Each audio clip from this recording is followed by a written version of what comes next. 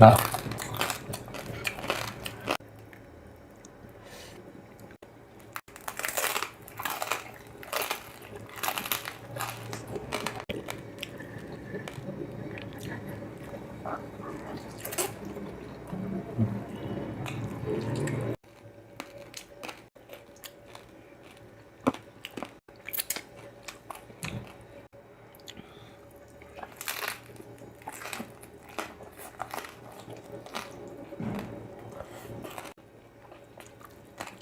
Hello mga kachicha! Malamig na naman po ang simoy ng hangin.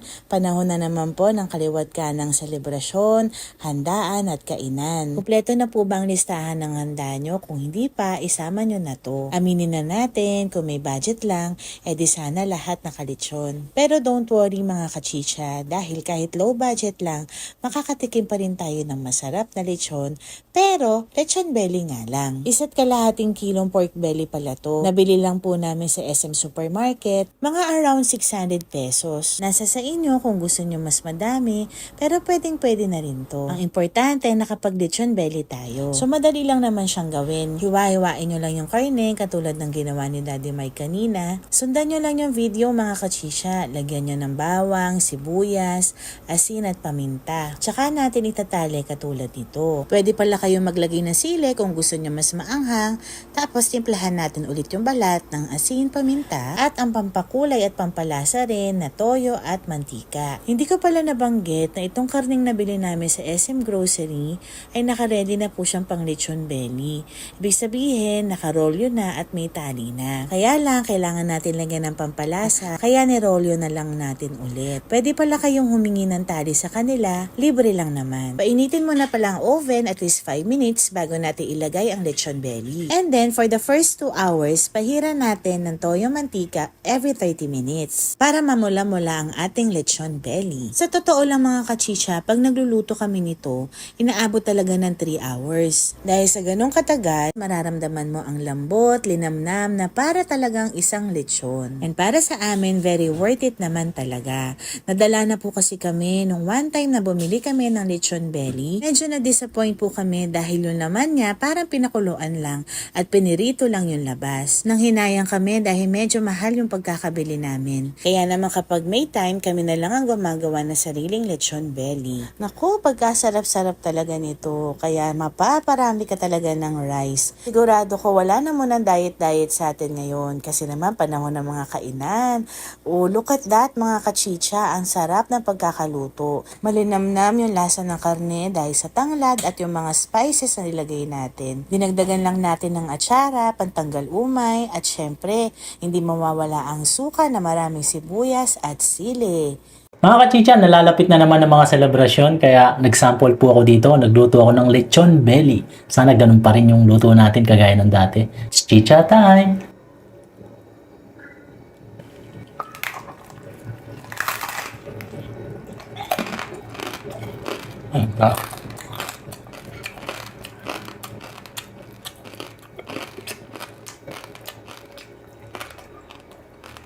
Sorry.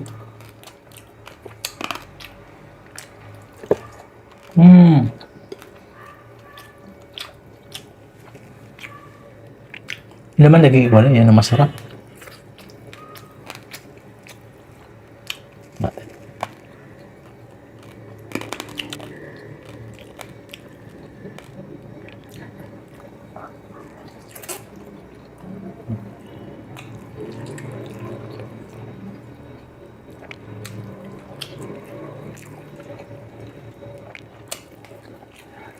Sarap.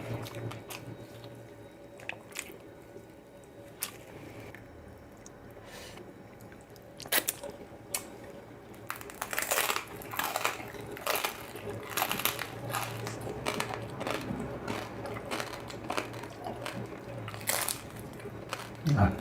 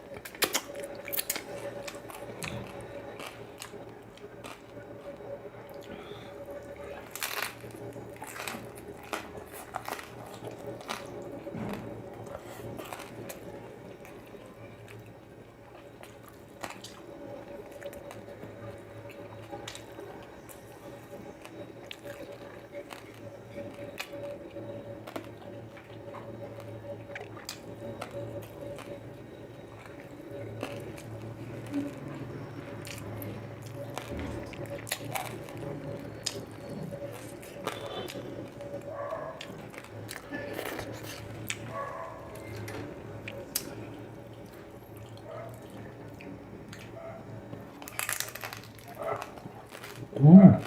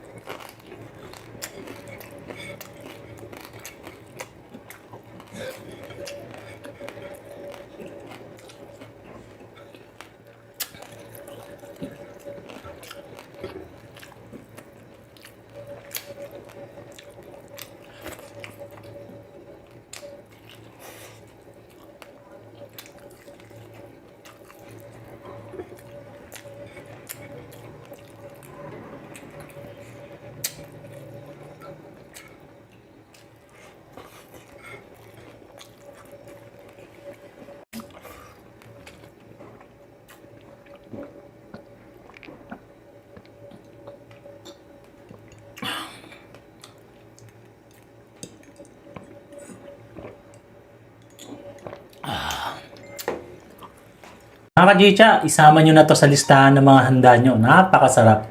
At hindi naman siya ganun kahirap gawin. Hanggang dito lang mga ka-Chicha. Maraming salamat po. And ingat po kayo. God bless. Bye.